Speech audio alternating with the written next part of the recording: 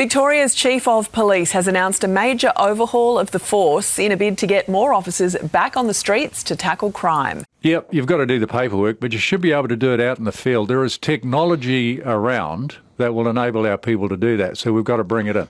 I was quite surprised by where they are in terms of their technology. I would say they're at least 5 to 10 years behind where other people are.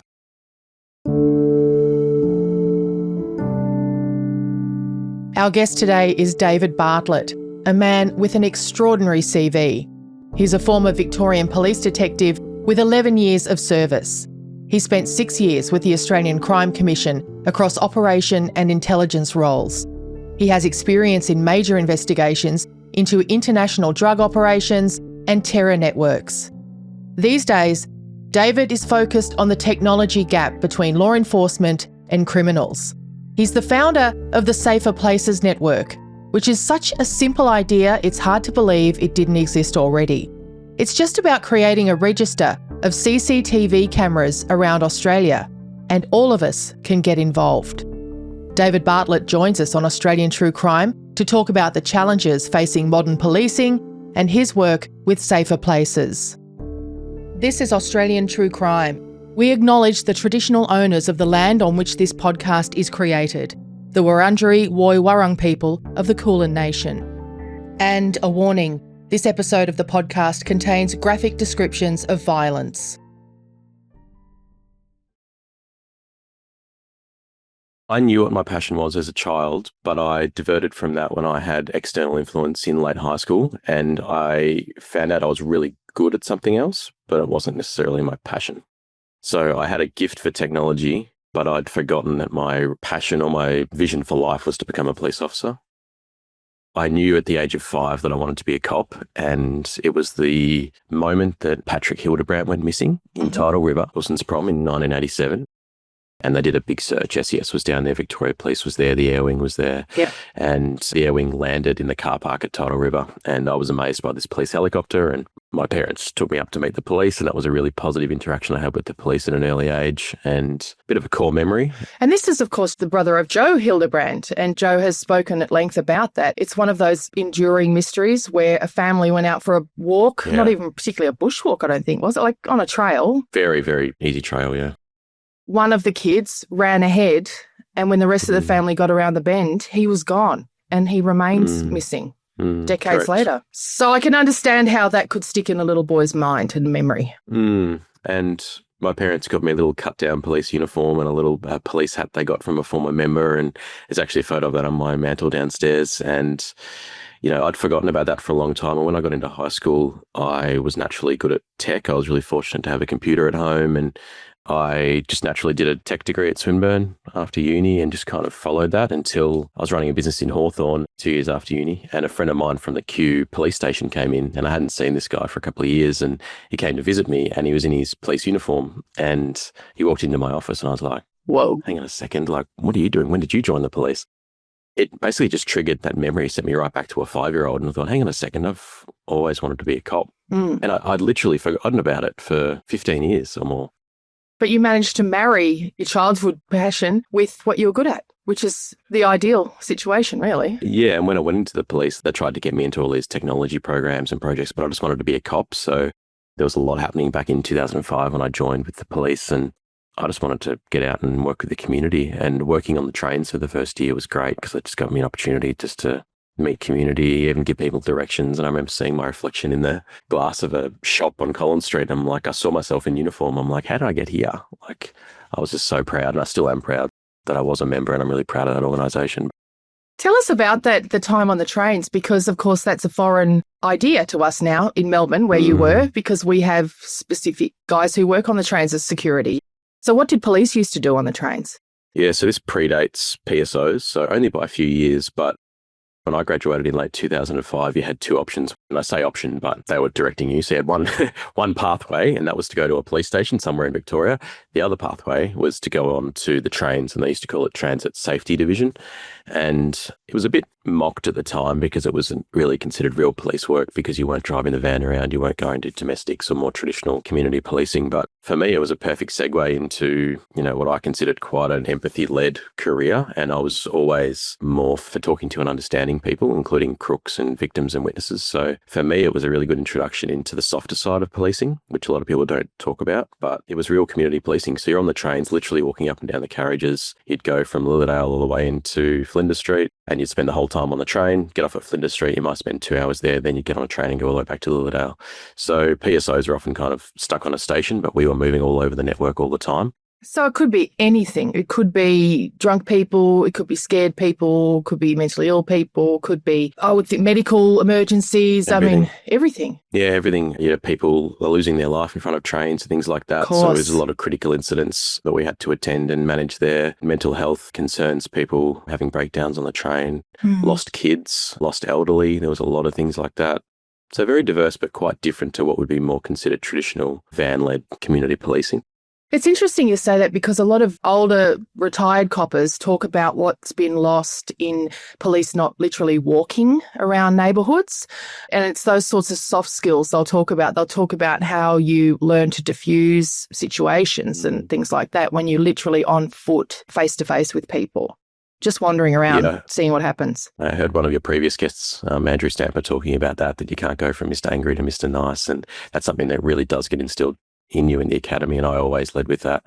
It's much easier to escalate than, de-escalate. So that was always my attitude. And I took a lot of early guidance from the likes of him and Ron Ingalls and learning and listening about how they went about their investigations. And it went well for me. And with my technology background, it allowed me to natively use all the resources that I had in front of me. And I was very fortunate in that regard that every organisation the size of VicPol has, 30 different systems you have to use. And I was fortunate enough to be able to jump around those really easily. And although I spent 12 months at Transit, I moved, even within Transit, I worked in a plainclothes unit probably only 4 months after graduating. So I spent about 4 months in uniform, and then I moved into a unit that our only job for 3 months, our name was TWIT, which is pretty funny, the Transit Warrant Investigation Team. And it was our job just to look for people that were wanted on warrants. So they might have not attended court and the magistrates offered a bench warrant and they're saying this person's now a wanted person for not turning up at court. And it was just our job just to find them. So within 4 months, I was basically doing the work of almost like a missing persons detective. And there was only a team of about 3 of us. And there was one particular guy that had been missing for a long time. And I read in one of his antecedent profiles that he was a methadone user. So he was trying to get off heroin. I thought, well, that's good on him. But I did a bit of research and I realised that to get issued methadone in Victoria at that time, and it's probably still the same, you have to be on a methadone register. And to be on the register, you have to be registered with a pharmacy. So this person had to be registered with a particular pharmacy to get his methadone every week. And has to go to the chemist 3 times a week or whatever to get his methadone. Yeah. Spot on. Yeah. So I found the pharmacy, went and spoke to them, and I looked at the log of when this person often comes in. And we just sat at the front on a bench seat and waited for him to come and get his methadone. So the fact that I was doing that within 4 months of graduating, I was just, it's in dreamland for me. I loved it. Well, that's that passion I'm talking about, though. It seems to me that you've always been very ambitious and always kind of looking for the next challenge. Is that fair to say? Yeah, and I guess that was the allure of Victoria Police. I don't know what the slogan is, but, there are literally thousands of jobs you can do at Victoria Police. For me, I'm on to my 4th career, if you put it that way. So I started out tech, went into the police force. I then ran a private company for the last 5 years in the private sector in a different industry. And now I'm back to working in the tech and law enforcement space. So I don't know. I think the world is so small now and so accessible that universities are going to find it harder to attract people. University degrees are going to be less required for jobs. I think, the world is it's very open now. It's not as regimented or rigid as it used to be. But one thing that we know for sure is that technology is playing a bigger and bigger role in our lives, in policing, in every industry, in just every corner of the world. I heard you say that Victoria Police is about 15 years behind other law enforcement around the world when it comes to tech. So that's a terrifying statement. And to be honest, that's not even my words. They're the words of Mike Bush, the new Victoria Police Chief Commissioner. He actually said that in the media probably in August this year. That's the boss. That's the boss. On top of that, he said he was quite shocked at that fact. So not only are they behind, you've got an incoming chief commissioner that has been shown their systems and is shocked by it. And coming from New Zealand, and I've had a little bit to do with them, they're a very progressive, smaller agency. They're national, but they're smaller. But they have a much more open mindset when it comes to working with smaller private sector companies, whereas Victoria Police has got a long history of working with all the biggest tech companies that charge the most and, have the biggest to kind of appeal, but it's not always the right way to go. So, yeah, I think, Victoria Police, and I still talk to members now, hasn't really fundamentally changed from an investigative perspective. They're still running the main intel system they were running when I was there, and I left there early 2019. So the fact that nothing's really changed in 6 years, if not longer, is pretty concerning. And I hear this a lot with state governments and federal governments, that their adoption of AI is taking a lot longer, and they're very nervous about AI because there's a lot of protected information within governments. They're not sure where that information's going. And even Victorian government has actually put a pause on anything AI related for the next 12 months until they bed down an AI policy. But the problem is 12 months in the world of AI at the moment is like 10 years. Yeah. Like there are literally things coming out every single week that are assisting the private sector. But the public sector, so our government departments, are just getting more and more behind. So when they put things off for a year, that's going to put them behind a decade. It's absolutely frightening. It's literally a chasm of technology or emerging tech, in terms of what we were just talking about, just accelerating, and there's government agencies just being stuck, and they're not adopting. They can't. They don't have the money, the resources, the time to do R&D. It's just widening, and for them to catch up just means they're going to have to spend even more money to try and catch up to what's happening in the private sector, at least. Well, and, along with the private sector, the criminal sector is also embracing technology. It always does. Yeah, we're here to talk about crime. So, yeah, absolutely. And the thing with organised crime is that they have no red tape, they have no bureaucracy, They have no borders, which is a really crucial thing. We're still not great in Australia in terms of sharing information across borders. I mean, we've only had a national criminal intelligence system operational for probably the last 3 or 4 years. And that in itself, I worked on that when I was in Canberra in 2017. That has taken over 10 years, and not everyone's even using that system yet. So the fact that organised crime can operate almost with impunity across Australia, across continents and around the world, how do police stay up with that? It's so hard. We've only had a national register of unidentified remains for about 3 years. I mean, to me, that seems basic. That's data entry. Yeah. No, you're spot on. And that was one of the reasons that the NCIS, this national system, was commissioned back in 2016, is because there was an alleged murderer on the run from Sydney who shot someone with a firearm, and he escaped over to WA. And I don't think he killed the person in Sydney, but he was wanted. There were alerts in New South Wales for him and his car. Everything about him was on alert in New South Wales, which is great. Only problem was he drove across to WA, and up in northern WA, a WA police member pulled him over on a random intercept in the middle of nowhere. They got into a scuffle, and the offender ended up shooting that member dead. And there was no warnings on the waypole system for that person, no warnings on the system for the car, and that member ended up losing their life. So that was the case study that was used to get funding basically for the national system, and that was only 2016, and that system isn't even fully rolled out yet. So they're working hard within the constraints of government, and I understand that's tricky, but yeah, what's happening with organised crime is accelerating. What's happening in the private sector is accelerating. It's going to be even harder to stay up to date. I know funding is a boring, torturous conversation that no one ever wants to have, but if we look at the facts in Victoria specifically at the moment, Victoria's government is on the bare bones of its arse, to put it in its technical terms, and Victoria Police is having trouble recruiting. But I read that the idea is to invest in tech rather than more cops, that police could work more effectively, more efficiently if we put the money into tech. Is that your idea as well? It is, but I'd probably say it's a combination of systems and tech. Tech is not just the solution. It's about almost like the workflow of how members operate. It's not just tech is the answer. So I think what's happened in the past is there's been some amazing product that some huge tech companies offered to sell to a Victoria Police or any law enforcement agency, and they buy that product and they think that's just going to solve a whole lot of issues. But then you've got behaviour change of members, you've got training. Cops love to find workarounds. So the minute a system is not doing what they need, they will find a way to get around it and either build their own system or do something completely different. So what is hardest in an organisation of 20,000 people is that change management piece. So the tech is just part of it. The tech might cost you $100 million, but then you've got this huge, expensive tail of training and awareness and change management, which is really, really hard because cops are a bit of a different breed. They just want to get the job done as quickly as possible so they can move on to the next job. And if it's not seamless for them, they just won't use it. And unfortunately, there's been some systems that have been brought in that have been white elephants that have cost a bit of money. But God, it sounds like radio, to be honest. Radio loves to go with the most expensive option, thinking that'll be the best one.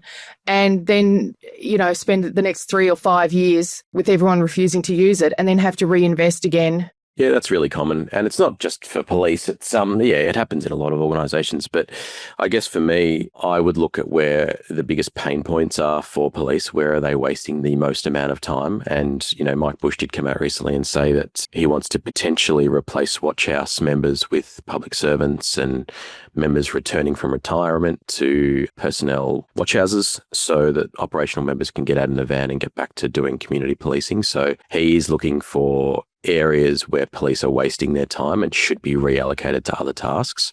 And it's not just in tech, it's personnel and staffing. Victoria Police has always had a struggle knowing where to position staff. So a few years ago, the Audit Office, talk about funding, the Audit Office of Victoria did a report into Victoria Police's approach to how they allocate members.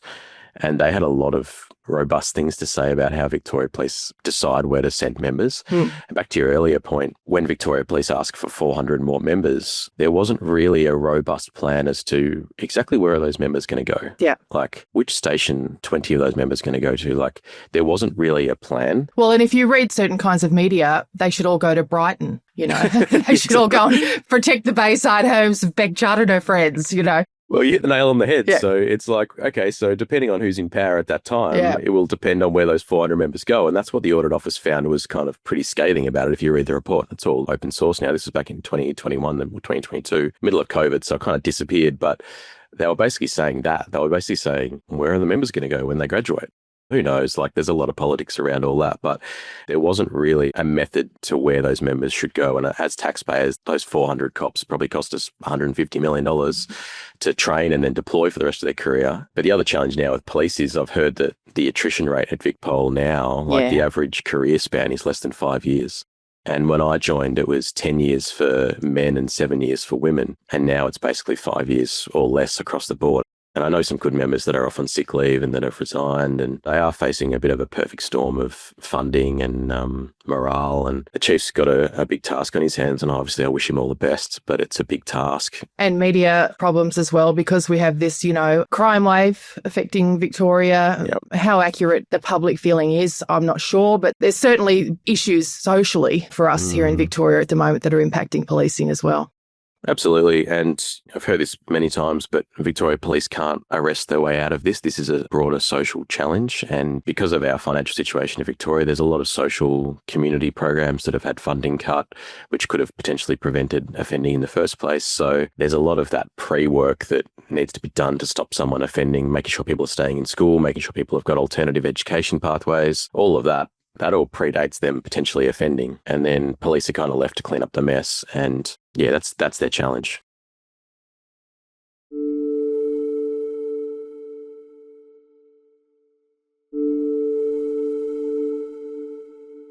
If you'd like to talk to someone about abuse that's taken place in your life, no matter how long ago it happened, your GP is always a good place to start. If that's not going to work for you, you can contact 1-800-RESPECT on 1-800-737-732 or via their website 1800respect.org.au. Or you can call Lifeline's 24-hour phone counselling service on 13 11 14.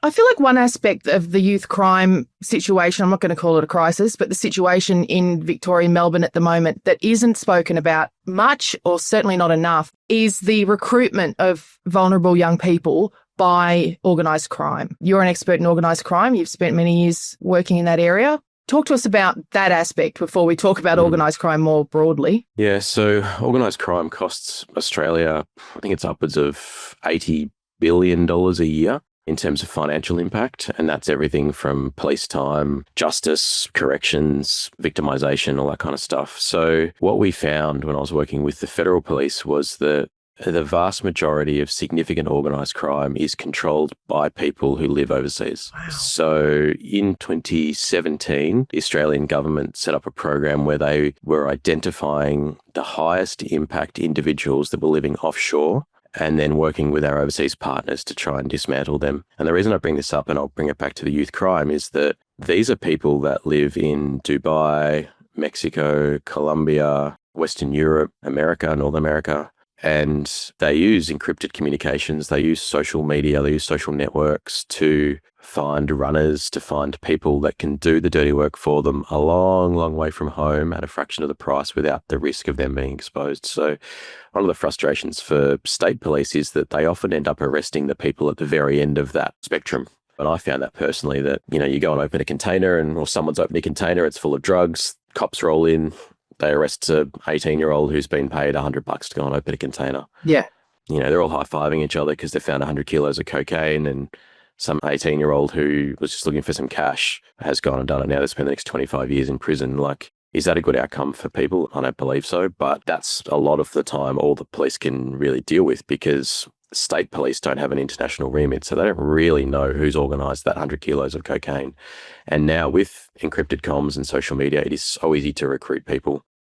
You obviously got the dark web, but it's not as prolific as people say it is. I think you can just do as much in the normal internet as you can in the dark web. Well, that's it. I was going to say, I don't think you need the dark web anymore when you've got Facebook encrypting direct messages, Correct. for example. For what purpose other than to make it a space for people who don't want their communications accessible? Even WhatsApp is fully encrypted. Yeah. And crazy thing is, when I was working with the feds and even some of our overseas partners, they were even using WhatsApp, not so much the Australian agencies, but some of the overseas agencies were very blasé about that. But on the flip side, they also knew that that technology was actually pretty good and it was actually very encrypted. Yeah. So back when the dark web started, that was before WhatsApp was even encrypted. So they had to look for alternatives like that. But now with Signal, WhatsApp, Telegram, there's all these platforms now that you can operate pretty openly as a crook. I think the weak link for organised crime is the human element. And we find that even with cybersecurity, where I think it's something like 85% of cybersecurity breaches come back to a human involvement, where they have either been socially engineered. So someone's rung them and with a sob story and they're like, my son's really sick, I need to get access to my bank account. And that's social engineering. They're leveraging someone's emotions to get access to a system. And it's kind of the same with organised crime. They still need to rely on humans at some point to do some kind of work. And that's where I think law enforcement needs to focus their efforts. Because like we just said earlier, technology is accelerating. But I spent probably 10 years of my law enforcement career managing human sources. So what that was managing, like Lawyer X, managing informers. And I think that's where law enforcement almost needs to go back to basics and start looking at that again, as opposed to trying to play catch up. Because technology is accelerating, but humans aren't. We're still as Correct. vulnerable as we've ever been, right? 100%. That's exactly why. And I think, the Lawyer X issue has put a bit of a dampener on that. I know members are a bit more nervous about trying to recruit sources, and sources themselves are probably nervous about working with police because they're not sure if their security is guaranteed, and it never can be guaranteed. But that, I think, is where police could be and should be working to fight organised crime. Is Australia an attractive place for organised crime? It sounds like it is, but more so than anywhere else? For a long time, we held the highest per gram price for cocaine in the world. And we do love our drugs. We know that. Yes, exactly. So it's simple supply and demand for them. They will go wherever that demand is. And, if we're paying $400 a gram for coke and you can get it for $20 a gram in Medellin in Colombia, then, mate, that's where a lot of it's made. But, if you're selling it there, that's $20. And then in Europe, it's probably $200 a gram. So they will just keep sending submarines full of coke into Australia and all kinds of things to keep servicing our demand. And that's why it's interesting that, drug use is as much about education and awareness as it is about enforcement. And what about the tobacco wars? I mean, surely that's an example of organised crime flourishing in plain sight in Australia. Absolutely. And the import laws changed a little bit in 2019 for tobacco. They made it a little bit more harsh, but unfortunately the penalties for importing large amounts of tobacco are still kind of tied to the Customs Act. There are imprisonment terms available to magistrates if people get caught importing a ton of illegal tobacco, but it's very different to importing a ton of cocaine. Like, you're instantly going to prison for 50 years if that happens. Tobacco, you might cop $1 million fine. You could go to prison for 10 years, maybe, if you get the maximum sentence. when I was in the job, and it's very much still the same, we used to consider tobacco as kind of like a practice run for crooks. It's much less risk for an organised crime syndicate to test importing tobacco before they take on more serious drugs. We would have all heard the term, cannabis is a gateway drug to other drugs, and you hear your son or daughter's had a joint and you think, oh, suddenly they're going to be a heroin addict. But it's kind of like that's the same argument in law enforcement where you think, okay, so you've got a syndicate that's importing tobacco now, but they're getting used to how they do it. They're learning how they do the import. They're getting their system sorted. Maybe in a year, they'll up it to maybe they'll just drop 10 kilos of cocaine in the same shipment. See how that goes. Then they'll do 50 kilos of coke. Then they'll do 100 kilos of coke. It's basically a training ground for professional drug importers. A very lucrative training ground. I mean, it's worth billions in Australia. It's, again, a perfect storm, isn't it? Because the government, however many years ago, decided to put a lot of tax on tobacco to try and stop Australians from smoking. And then someone saw the gap in the market, saw the loophole. And it is astounding to me how open this trade is. No one bats an eyelid. And the shop's full of mums and dads like me buying their illegal smokes. I personally don't know what the financials look like for those smaller operators, like what kind of profit margin they're running to get involved in that trade. But as we've seen with the fire bombings in Melbourne, there's a lot of turf wars. There's a lot of groups vying for control of those small operators. And there probably are small mums and dads stores that are getting extorted or getting dragged into those wars so they can try and make money. Negative encouragement. I could be wrong. But with the fire bombings, there's a lot of extortion. Yeah. There's heaps of it. And we're just lucky that not too many innocent bystanders have been brought into that yet. But there's a lot of harm associated with tobacco. I think sometimes we can be shocked at how basic smuggling is, the basic methods that are used. Not when you talk about submarines. That's pretty impressive. But that's more advanced. Yeah. But recently we spoke to the daughters of an Australian woman called Donna Nelson, who is in prison in Japan as we speak. She's got a 6-year sentence for drug importation. Donna Nelson was arrested in January last year at Narita International Airport. Authorities allege the Perth woman tried to bring almost 2 kilograms of methamphetamine into the country. Miss Nelson has been held in Chiba prison ever since, prohibited from speaking to anyone on the outside other than her lawyer. Her family do not believe their mother, who was married to a police officer, would knowingly carry drugs. Oh, it's a nightmare. And the Japanese court accepted her story as factual, that for 2 years previous, she thought, in a relationship with a man, speaking many times on the phone, and he was supposedly living and working in Japan, and eventually invited her to come and visit. And sort of long-winded story as to how he introduced a suitcase to her luggage halfway through her trip. And when she got there, it was full of methamphetamines. To me, that seemed like, God, that's a long game. 2 years to convince this nice lady to trust you enough. That seems really unsophisticated to me. But explain to me what's really happening there. It's the profit that would entertain is still life-changing for that person. Right. So, a 2-year investment to never have to work again, it could seem like a good investment for someone, depending on their situation.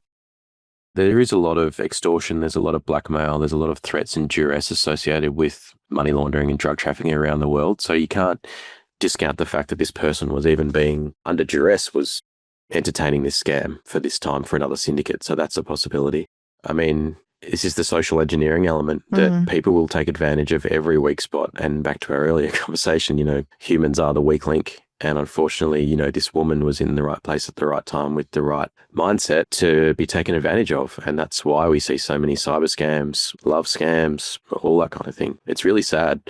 And, even yesterday I took a phone call from my bank about a potential fraud on one of my cards. And I just started talking to them like I knew they were legit, but I was in the middle of gardening trying to put stuff in a bin. I had the same thing happen to me once. Yeah, I was at work. I got off the phone. I'm like, oh my God, I just gave him so much information. Yeah. And then I started scrambling. Like, was that the right phone number? Is that the right bank? And I started to freak out. I'm like, why did I do that with all my background? I was like, what an idiot. And it was legit. But I just had this moment where I'm like, oh my God, they got me at a really inopportune time for me because I wasn't thinking clearly.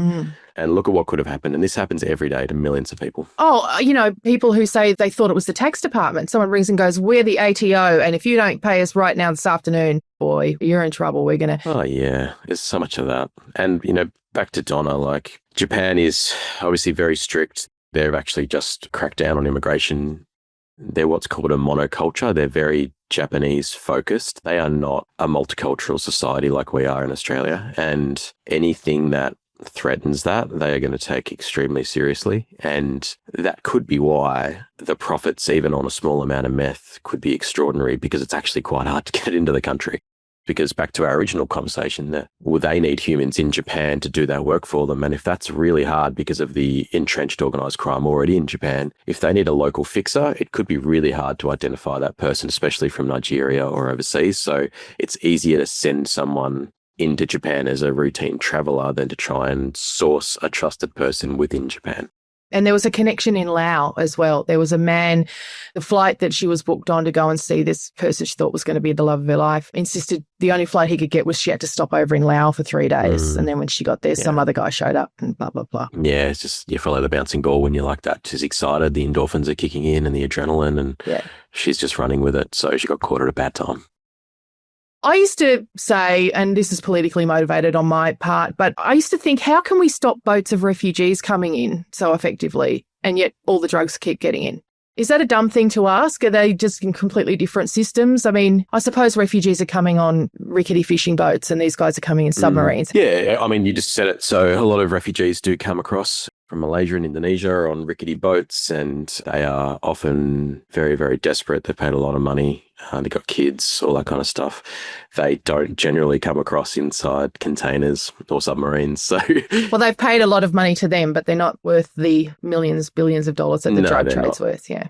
And often those boats are barely operational. And when you look at the vast array of different ways to bring drugs in, you've got them. I saw one the other day. It was a cross-border import in a truck, and the whole truck was just full of drugs. So I think it was in America, and they were using angle grinders to cut literally the back off a prime mover, so the main part of a truck, the back of the engine. They were peeling the metal off the back of the truck and had pallets of drugs even behind the metal of the actual truck. And then it was a petrol hauling truck, so the big cylinder at the back, again, they were peeling the metal skin off this cylinder, and it was just full of drugs.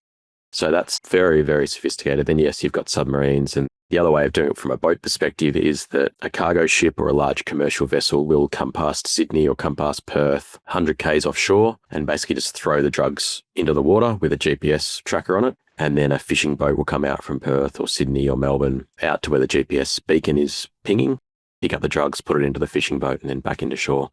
And that commercial vessel just keeps going. So they're just paying, again, a human that's on a commercial vessel just to throw over a box. It could be a lot more than that, often is, but throw over this container at this marker and you get paid $100,000, or we don't kill your family, or, you know, all kinds of things. And it all just has to work.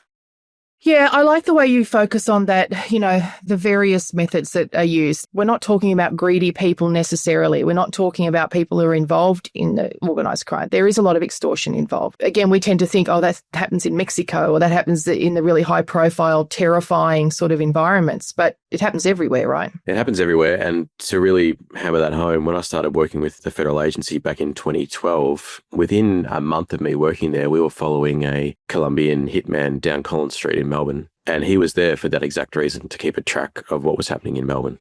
And I was just like, I'd only been in VicPol at that point 7 years, and I was just with the feds. But within a month of working in this agency, I was like, oh my God, why, A, is there a Colombian organised crime figure walking down Collins Street, and B, is he actually a hitman? And they're like, yeah, here's his dossier. I'm like, and it's a DEA dossier or whatever. And I'm like, oh my God. We don't see that. And it's good that the general public don't see that every day. I was shocked. That's exactly why I was working there. But, you know, that happens every single day. There are people being tracked, being extorted, being monitored, even within criminal syndicates. You know, we just talked about tobacco and the extortion that happens there, but it happens everywhere, whether it's human trafficking, drug trafficking, money laundering. There are what we called professional facilitators. So they're people like accountants, solicitors, people in legitimate businesses that had to play a role in an organised crime system to make it work. And, you know, they're not hardened criminals. They're not bikies. You know, I spent 7 years with the feds, but I don't even really remember ever investigating one bikie. I think there might have been one who's involved in some money laundering. And I was like, where are the bikies? And they're like, oh, that's VicPol's problem, or that's New South Wales Police's problem. I was like, well, I thought we'd be looking at bikies. Like, nah, they're just like small fry. I was like, okay. So when you look at the spectrum of organised crime, there is an upper echelon that operate cross-continent around the world with very sophisticated tech. And then when it gets down to the more local level, that's when you're dealing with bikies, and then down below even to the lower street level. So to do one drug import, it might actually involve 100 people from the very beginning all the way to a street deal in Richmond, in Melbourne. You know, that whole thing has touched potentially 100 people, and it's law enforcement's job to try and figure out who's the weakest link in that 100 and how do we get up the ladder. Because if you just arrest that person getting a hit in Richmond, you're only going to get one rung up the ladder. You're not going to get very far. But if you go after a professional facilitator that might be a solicitor or a lawyer or a banker that's operating on behalf of, you know, many syndicates or many people, then that's probably a good place to start. And we used to call it following the money because so much of what we investigate was money motivated. So organised crime just make a lot of money and they have to do something with that money.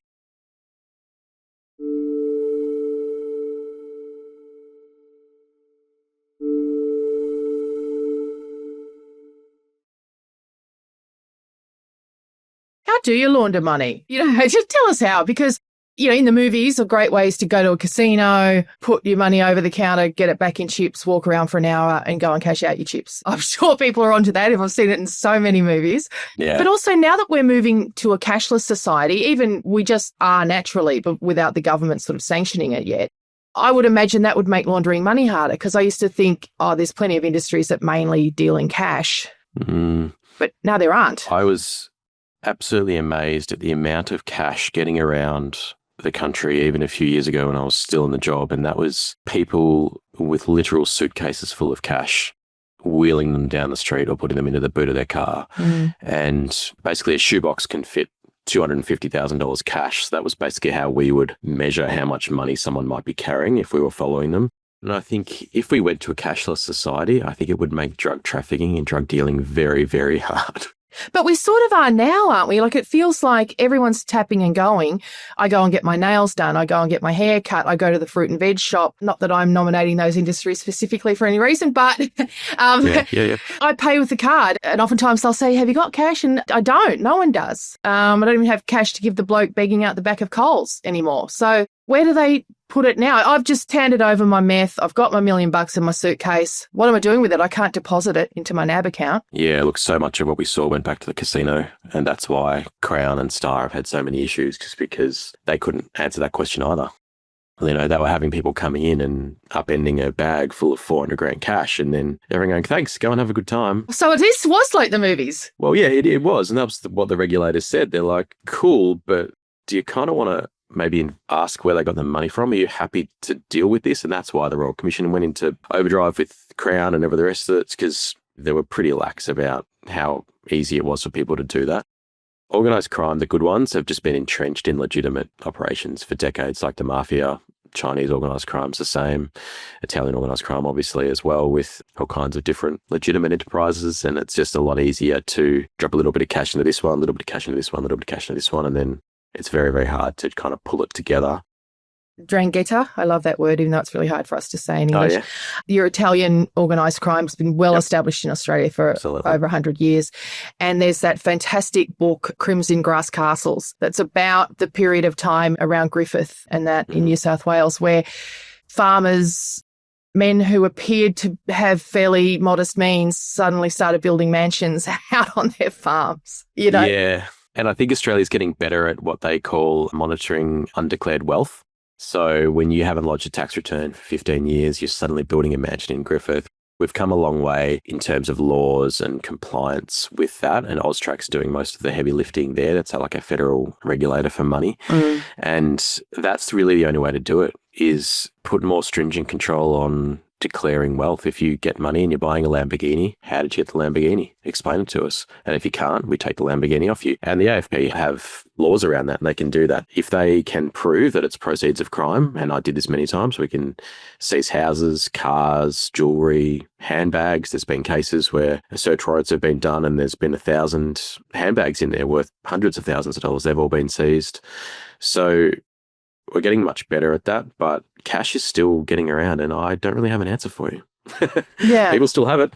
But the interesting thing is that cash goes straight from a drug deal straight to a high roller. And I've told this story a few times, but I remember a case where we were monitoring a drug network in the western suburbs of Melbourne. Without going into specifics, we knew that they had a couple $100 grand in cash, and we knew they had to launder it. And we basically just watched that drug dealer go and hand that 200 grand to a high roller gambler. And what had happened was that high rolling gambler from China was arriving in Australia to gamble at Crown, and they needed $200,000 of their own money from China, but it was very hard to get money out of China because it's so tight. You just can't do an EFT to Melbourne. So they had to come up with another way, this rich person in China, another way of getting cash in Melbourne to gamble with. So this person in China dealt with someone in Dubai and said, hey, I need to get 200 grand in Melbourne. Can you help me? And he's like, yeah, cool. I've got a guy in Melbourne who's a drug dealer. He wouldn't say that. I've got a guy in Melbourne who has $200,000 he can give you on Tuesday. So the high roller's like, cool, I'm going to have 200 grand delivered to me. And it even happened to my brother. He works in the automotive industry and he's got a private company, and he had money just dropped into his account by all these different people. And he's like, okay. And then his contact in the Philippines said, oh yeah, your money should be in your account. But he had money dropped into him from like uni students in $9,000 or $7,000 lots into his bank account. And it was the same thing. It's a form of money laundering where people from different geographic areas kind of offset the money with each other so that the cash doesn't have to get sent overseas. So like, say you're in Sydney, and I'm in Melbourne, I need $20. You can ring your mate in Melbourne and go, can you give her $20? Because he owes you $20. Pretty much exactly that. Yeah. It's a big ledger. Yeah, it's right. It's literally a spreadsheet where someone's keeping tabs of, I need $60 in Perth. Who do I know in Perth who owes me $60 that can pay this bloke? And then, so it sort of sounds complicated, but actually it's very, very basic and old school. It's so old school that it started on the Silk Road, and that's why. Oh, wow. The actual Silk Road, by the way. Yeah, not the dark web one. Wow. Yeah, you're right. So it actually started on the Silk Road because the issue they had was, well, I've got, a ton of gold or I've got a ton of spices. Like I can't transport a ton of spices across 1,000 kilometers. So can we do another trade where I give those spices to someone local and then I get offset the money locally? So organised crime love it because there's no paper trail. The only trail for organised crime is they've had to ring a professional facilitator, like I said earlier, often someone who's overseas, someone who might be in Dubai, and the person in Dubai just sorts it out and they just take a commission. So it's like a money remittance service for crooks. But unfortunately, the community use it too. It's a bit sad because community use it and then crooks have just latched onto it. And there's some really good documentaries online that you can watch about this stuff. So it's certainly out in the wild. But the interesting thing is that you've got these drug dealers giving pretty much cash with cocaine and ice residue on it straight to a high roller who then goes to the casino and gambles it. So that's how efficient, that money connection can be. And how closely linked it can end up with legitimate business. Exactly. And we arrested people often like that high roller with 200 grand cash. And they're like, hey, this is my money. I bet. And we're like, no, it's not. You just got it delivered by a drug dealer. And they're like, no. This is my money and this is how I organised it. And that often happened. And we're like, oh, shit. Like, again, back to our original conversation where you're just getting the people at the end of the trail. Like, that person, for all intents and purposes, is fully legitimate. And potentially doesn't know it's drug money and doesn't know anything about it. And often they probably don't. They know they're using a system that gets around government monitoring. So they know they're kind of acting around, because you're meant to declare bringing money into Australia. You can't just turn up in Melbourne. If you're at the airport, you've ticked a little box, do I have $20,000 cash or 10 or whatever it is now? Yeah. They've got around that. So they know they're skirting law enforcement, but, they don't expect to go to prison for 20 years for money laundering for a drug trafficking organisation when they're just here to gamble. Yeah. So it gets pretty murky when you're prosecuting that kind of thing. God, everything that you work in is so fascinating. I'm imagining you at some school do. It's just like operating in the normal world, as obviously you do. You've got a family, you've got kids. You're at a barbecue every now and then with normies. When they ask you what you do, even I sometimes think, oh, don't ask me. It's too interesting. What I do. It's too interesting. Yeah, sometimes I think I don't want to end up talking about myself all night because I've just met a bloke called David Bartlett who's like so fascinating. And if I start talking about what I do for work, I'm going to be talking all night and I don't want to do that. So how do you answer that? It's a good question. I've been out for 5 years, but prior to that, when I was deep in it, I couldn't really explain to people, there was things that I couldn't even tell my wife for 7 years. Whenever I took a call, I had to leave. I had to go outside, and I used to have a favourite spot where I was living then and just go outside and sit on this favourite spot and talk to whoever I had to talk to. And I often had a laptop with things on it that no one else was supposed to see, and I'd be cooking dinner while looking at a laptop. I had a car with me. I had multiple IDs and multiple phones, and I had a firearm with me probably full time for, 3 years. Wow. So my kids had to get used to seeing that, and it was a lot, and we couldn't go out for dinner without me being interrupted. It was pretty intrusive. Plus, I suppose you had to tell your kids things they weren't allowed to tell friends, surely. Oh, yeah. My daughter used to deliver me the right phone, so I used to have 4 or 5 mobiles on my mantle, and she'd be like, Daddy, the white phone's ringing, and I'm just, she'd come and deliver it to me when she was little. And I was like, oh, God. But I didn't ever really use a cover story. I said I'm in the job. just kept it pretty broad, but some of my closer mates knew what I was doing, but I was traveling all the time. So it's definitely a lifestyle when you're in that kind of thing. And I think there's the potential to, potentially lose friends and lose connection with family, because when you're doing those jobs that don't feel like a job, and I've said this many times, but that's a famous saying, if you find the job you love, you never work a day in your life. And that's kind of how I felt for 15 years. And also, I guess that's how you end up developing really strong relationships with other people in the job. Yeah, and I did, and I still do have a really good network with the work I'm doing now. That's certainly helping a lot. But also, that being said, when I left VicPol officially, I did feel like I lost a limb in a way. Like there are people there that I haven't spoken to for a long time that I was very close to. And when you're spending 8 hours in the van with someone, or you're doing a surveillance shift that goes for 16 hours in the car with someone, you end up sharing stuff that you don't even share with your partner. You do build these really deep, very, it's like a situationship. It's like you're kind of in that situation and you're very close, and then you leave that, or you resign, or you retire, and you really do lose that. And there are some people in police circles that feel like if you leave the brotherhood, sisterhood, if you leave that, you are on the outer, and some people do kind of cut you off. I haven't had that personal experience, but there are some people that have that mentality, whereas others are the opposite, and they're like, no, you'll be part of us forever. So it is a bit of a weird culture. Yeah, and there are certainly some who think, well, you can be part of us forever as long as you don't ever speak against. Yeah.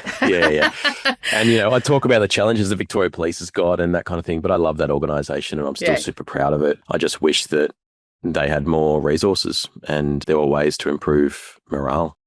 Well, you're actively trying to improve resources now. I mean, this to me shows how passionate you still are about the organisation specifically, and also, law enforcement, safety in general.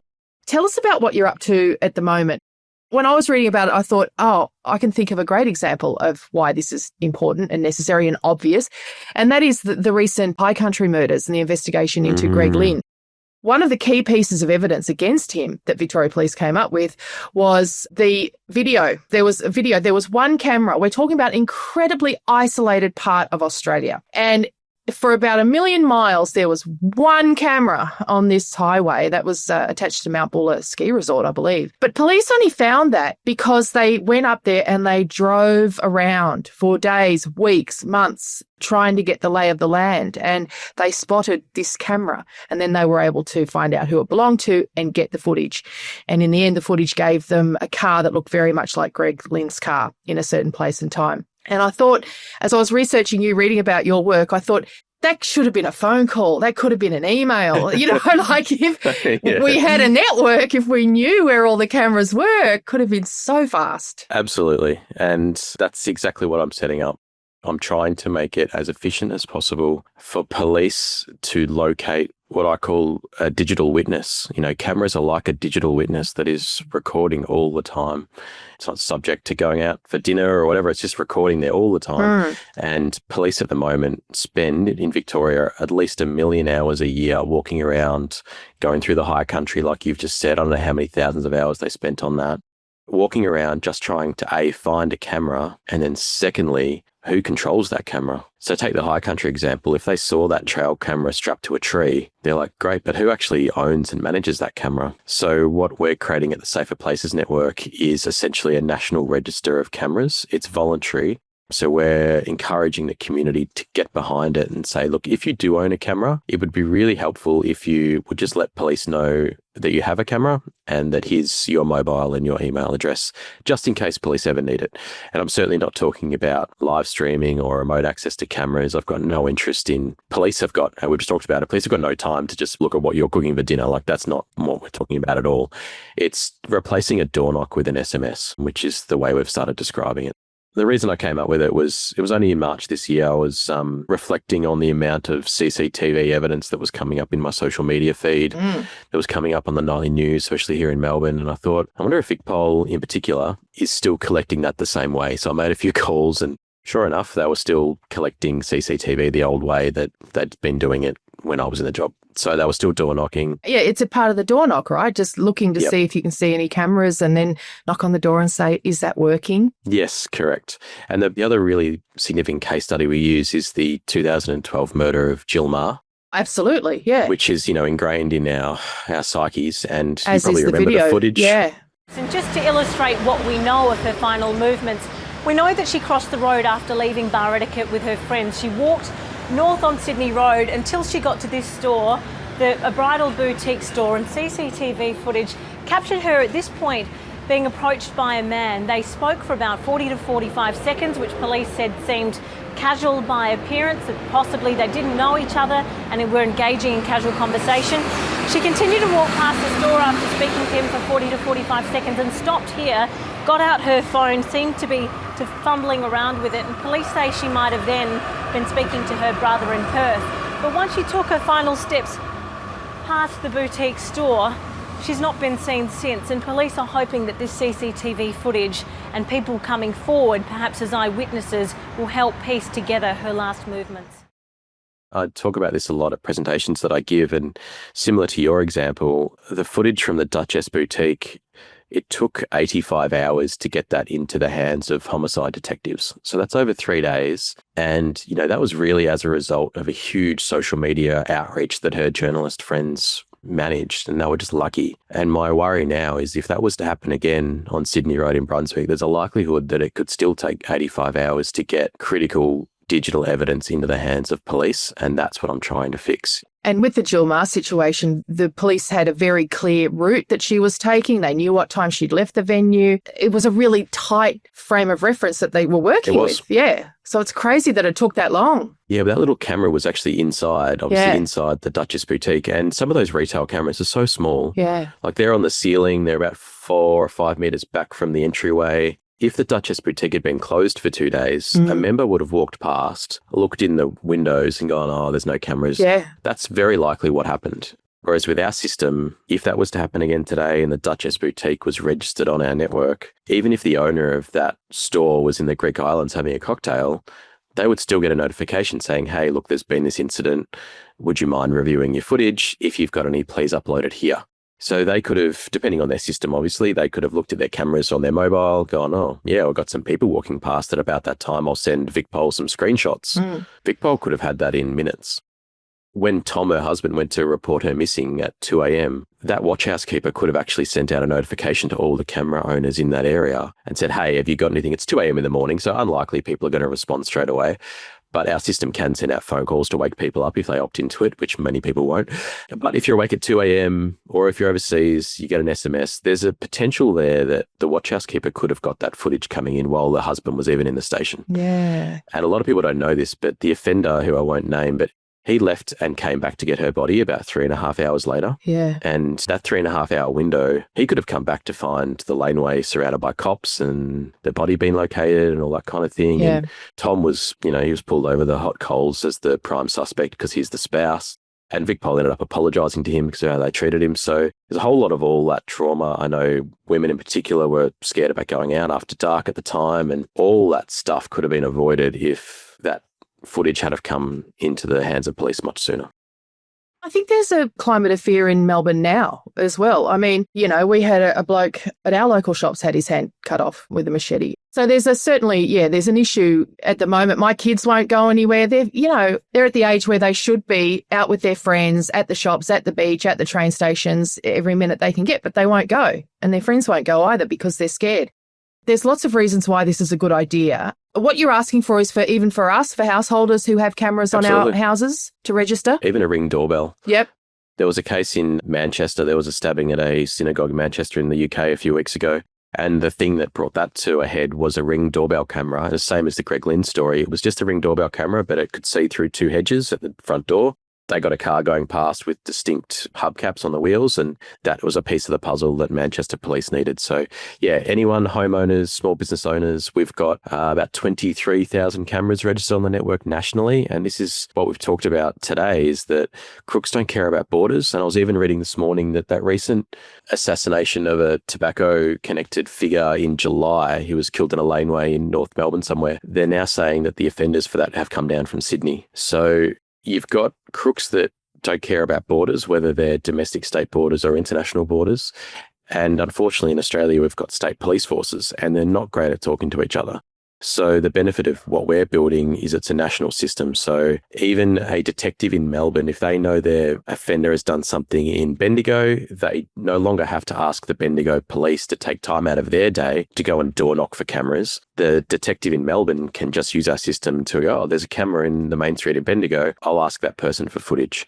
And it's the same, oh, there's someone in Sydney. I'll ask that person for footage. Well, let's not forget there are 3 Australian men in Kiribakan prison in Bali as we speak, who, I don't know if they've been charged yet, with the murder of another Australian man in Bali. So when you say crooks don't recognise borders, yeah, it seems to be getting truer. We need to do everything we can as a society to break down those silos between law enforcement and even just any kind of government agency that is restricted by red tape with jurisdictional issues. And you're right about Victoria. And again, that's the reason I started this business, because I wanted to give members more time to do what they love, and that's catching crooks and making the community safe. And I say this a lot, but you don't join Victoria Police to not catch crooks. So for members, for example, when they get an investigation, they can't close that investigation until they've exhausted all their avenues of inquiry. So if they've got a burglary they're investigating, for example, they need to say to their supervisor, there's no fingerprints, there's no DNA, there's no witnesses, there's basically no more further leads. So then they close that case off as unsolved. And the risk there is that that goes unsolved. So that means that offender's essentially got away with that burglary. And that means that victim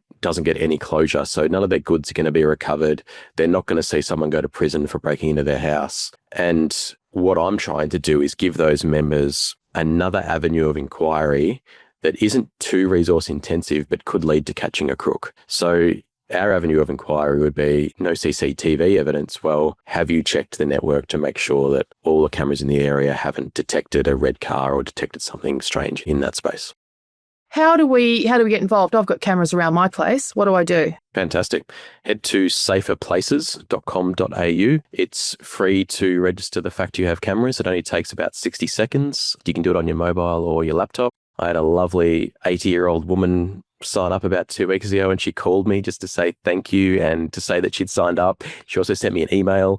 So it's very straightforward. We don't ask for anything confidential. We don't ask for passwords. We don't ask for anything like that. It's purely you just saying, yep, I've got cameras and I'll be cooperative with police if they come and if they need it. So like I said earlier, it's replacing a really expensive door knocking exercise with a really efficient email and SMS.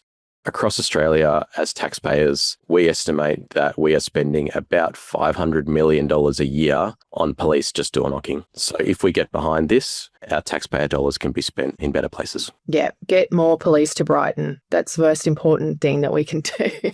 Ironically, you'll love this, but ironically, Bayside is our highest concentration of members. And to be honest, doesn't surprise me one bit, because, yeah, they do have the cameras and they're very paranoid. So yeah, good on them. On that, it's important that we've got a really close relationship with Neighbourhood Watch. And that's an organisation that is gaining traction again. We probably all remember the Safe House sticker from when we were kids. And we're not going to go back to that for a lot of reasons. But Neighbourhood Watch as an organisation and as a concept, I think is really great. And I wish the government would commit some more funds to it. They are running on the smell of an oily rag. But they're great at doing community events. They're great at working with local organisations. They do safe plate days where they put special screws on your number plates to stop them getting stolen. They just do not have the marketing budget, the personnel, the support that they need, especially in Victoria. Bambi Gordon is the CEO, a very close friend of mine. Take Bayside, for example. Bayside Neighbourhood Watch are a close partner of ours, and they've contributed to a lot of our positive community engagement in Bayside. That organisation there is run by 2 gentlemen in their late 70s. One's actually 80, I think the other one's 79. They recently got a drone up to go over Brighton, and they love it. And they've built the website, but they do love it. They don't have a succession plan. They don't have a continuity plan for when they're not able to continue to run Bayside Neighbourhood Watch. And unfortunately, that's quite common across a lot of Neighbourhood Watch areas. And my wish and my hope is that younger people get involved in Neighbourhood Watch.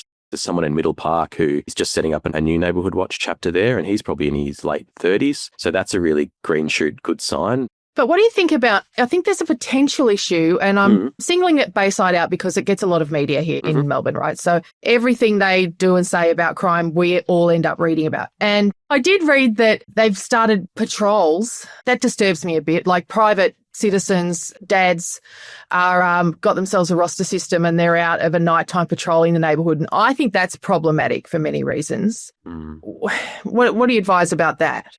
One of the other reasons we set this business up is to avoid that exact scenario. So what we're trying to do is get something that's community-led, like our network. It's voluntary, community-led, like it doesn't work unless people register. It's a positive way to get involved in community safety, and it gives police the tools they need to make us safer. Like you've just said, the risk with either private citizens doing patrols or security guards doing patrols is that they don't have the training, they don't have the arrest powers. It's often very temporary and scattered. It's not coordinated. So if we can spend our time and effort in a more positive way to support our police to get back to doing what they love, and that's catching crooks and making us safe, that's what we should be focusing our time on. And there are security patrols in Truganina, obviously. There's some in Melbourne that got announced last week. There's been some failed attempts down in Frankston.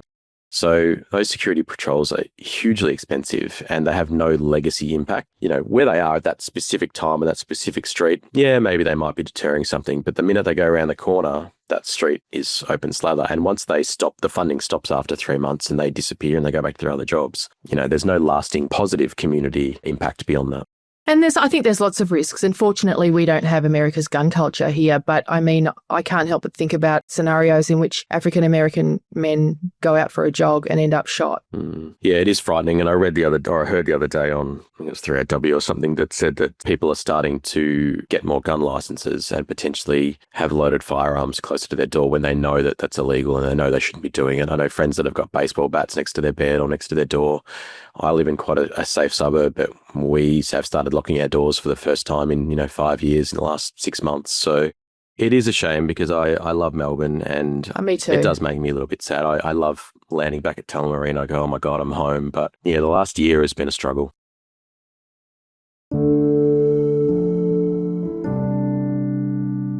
Thank you to our guest today, David Bartlett.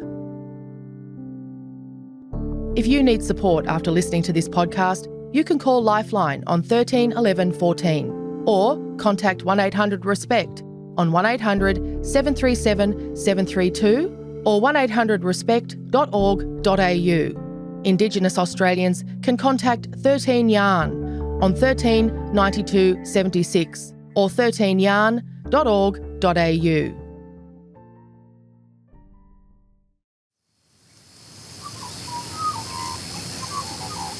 The producers of this podcast recognise the traditional owners of the land on which it's recorded. They pay respect to the Aboriginal elders past, present and those emerging.